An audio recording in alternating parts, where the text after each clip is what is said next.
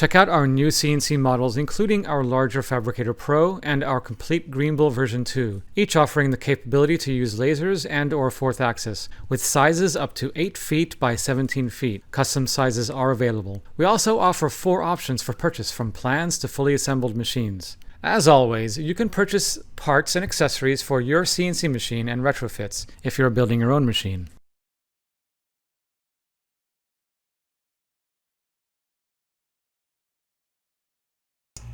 One of the 2 X-axis stepper motors was connected and tested in part 1. In this demonstration, I will connect the second X-axis motor at the opposite side of the gantry. This second motor will be oriented opposing the first motor that is already connected. This means that the motor will need to spin in the opposite direction to maintain the correct rotation for the axis. Additionally, this second stepper motor will also be connected to the same output terminals as the first stepper motor, so both motors will share the same signal, and there will be no need to use a separate axis as a slave axis. I am using the same type of cable that I used on the first stepper motor driver, a 22 gauge shielded cable with 3 conductors. The white wire is connected to the XD or X direction terminal, the red wire to the XP or X step pulse terminal, and the remaining wires, plus the shielding wire, is connected to the ground terminal block. The cable has already been run from this controller to the second stepper motor driver. Now I need to make the connections on the driver side. I'm on the other side of the gantry, and I'm going to connect the step and direction signal wires to the driver. I will then connect the stepper motor to the driver in a way that will cause the stepper motor to rotate in the opposite direction from the other stepper motor on the other side of the gantry. The red and white wires that would normally be on the A coil will be connected to the B coil, and the yellow and green wires will connect to the A coil. Additionally, I will power the driver with a completely separate 48-volt power supply. For the signal wires, I will start by connecting the ground wire to the pulse minus and the direction minus terminals. The white wire that is connected to the XD on the controller will be connected to the DIR plus terminal on the driver. The red wire that is connected to the XP on the controller will be connected to the pull plus terminal on the driver. Now I will connect the stepper motor coil wires to the A and B terminals of the driver. I will start with the red motor wire to the B minus terminal. The white wire for this motor will be connected to the B plus terminal. The yellow wire for this motor will be connected to the A minus terminal on the driver, and the green wire for this motor will be connected to the A plus terminal on the driver. The color wires for your motor may differ, so consult the datasheet for the motor that you're using. Before I connect the 48-volt power wires to the driver, I need to connect the mains voltage wires to the power supply. As noted in part 1 of this series, make sure to set the power supply to either 115 volts or 230 volts on the side of the power supply prior to turning the power supply on. This is the power supply that I connected in part 1. I will use these same terminals to connect to the next power supply. When you are connecting wires of a high voltage source, it is recommended to seek the guidance of a professional electrician. Handling and connecting wires of this source can result in injury or death, as well as damage to the components that's being connected.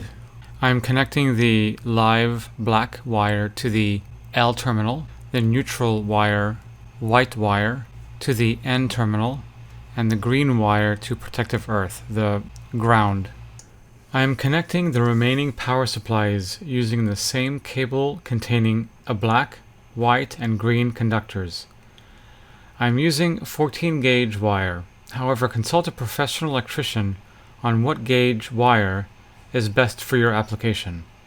There are 3 48-volt power supplies on this machine, 2 for the X-axis and one for the Y and Z axes.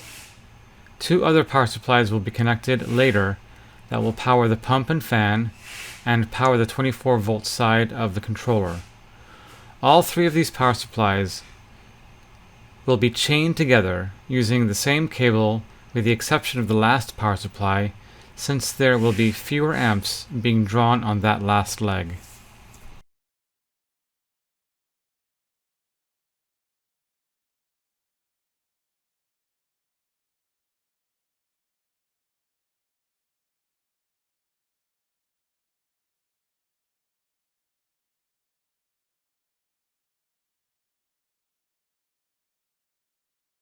This is the 12-volt power supply that will power the water pump and the fan for cooling the spindle. This power supply does not require a thick gauge, since the current draw is very small. There are three standard terminals for this power supply: the live, neutral, and field ground, just like the other power supplies. I am connecting the 48-volt DC connections from the power supply to the driver. The cable I am using to connect the driver to the power supply is already routed through the machine from the power supply to the driver. The cable is 2 conduit with a red and black wire. The red wire will be connected to V+ or VCC, and the black wire will be connected to the V- terminal that will connect to the ground terminal of the driver.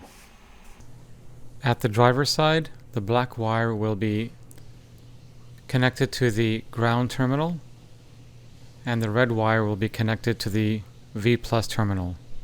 I am setting the dip switches to the same settings as the first driver from part 1 of this series. If the driver is not set to the same micro-stepping settings as the driver on the other side of the gantry, then the motor will spin at a different rate. Now that I've finished setting the dip switches, I can determine whether I got the dip switches correct by confirming whether this motor runs in the same direction in relation to the other motor on the other side of the gantry, and that it's moving at the same rate of speed. Alright, keep going in that direction. It looks like it's moving twice as fast, but it's going in the right direction at least. So that one's moving twice as fast as this one. I gotta check the dip switch setting. After unplugging the electronics and allowing some time for the capacitors to discharge, I adjusted the dip switches of the driver for the other stepper motor to match the micro-stepping for the current stepper motor that I just connected. Both motors are now rotating at the same rate of speed, and they're also rotating in the correct direction.